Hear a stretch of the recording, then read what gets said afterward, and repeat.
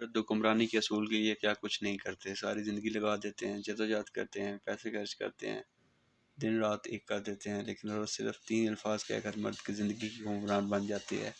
اگر آپ یہ 3 الفاظ آئی لو یو سمجھ رہے ہیں تو آپ بالکل غلط ہیں، یا نکاح کے 3 بول کی بات ہو رہی ہے، جس کے ساتھ ہی شوہر کی زندگی پہ حکمرانی کا حق حاصل ہو جاتا ہے۔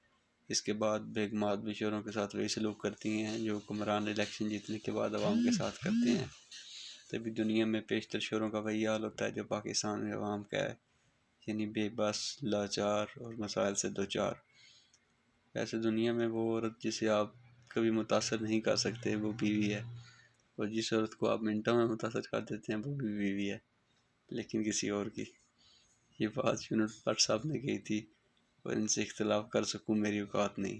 ویسے تو بیگم شوہر کی زندگی کے بے حکمرانی کا نام ہے، لیکن پھر بھی بیوی اپنے شوہر کو مزاجی خدا کا درجہ دیتی ہے۔ یہاں مزاجی مرد کے نہیں بلکہ عورت کے مزاج کے استعمال ہوئے ہیں، تاکہ مرد سمجھ جائے کہ اسے زندگی میں سکون اس صورت میں مل سکتا ہے جب وہ بیگم کے مزاج کے مطابق چلنا سیکھ جائے۔ مثال کے طور پر کیا کھانا ہے، کہاں جانا ہے، کب جانا ہے، کیا پہن کر جانا ہے، کہاں نہیں جانا، صبح کب اٹھنا ہے، اور اس طرح زندگی کے چھوٹے چھوٹے کام آپ بیگم کی مرضی سے کرنا ہوتے ہیں۔ مگر یہاں پتہ کی بات یہ ہے کہ سب کام ہوں گے کیسے، یہ آپ کو بیگم نہیں بتائے گی، یہ آپ کو خود سمجھنا ہوگا۔ ویسے صرف یہ خصوصیات نہیں جو خدا نے بیگمات کو عطا کی ہیں، اور بھی ہیں۔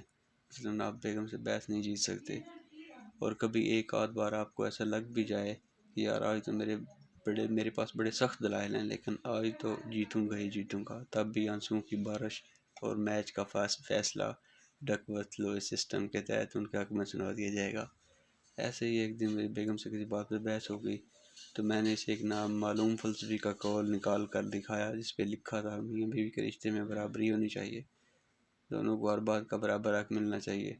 بیگم نے قول غور سے پڑھا اور جواب دیا، دیکھا وہ بھی بات صرف لکھ ہی پایا۔ ایک بار ایک ہی قابل آدمی سے کسی نے خوشگوار شادی شدہ زندگی کا راز پوچھا، پہلے تو وہ صاف سوچ میں پڑ گئے، پھر بولے جب آپ کی بیوی بات کرے تو آپ اسے چپ چاپ سنتے جائیں، اور جب وہ چپ ہو جائے تو آپ بھی چپ ہو جائیں۔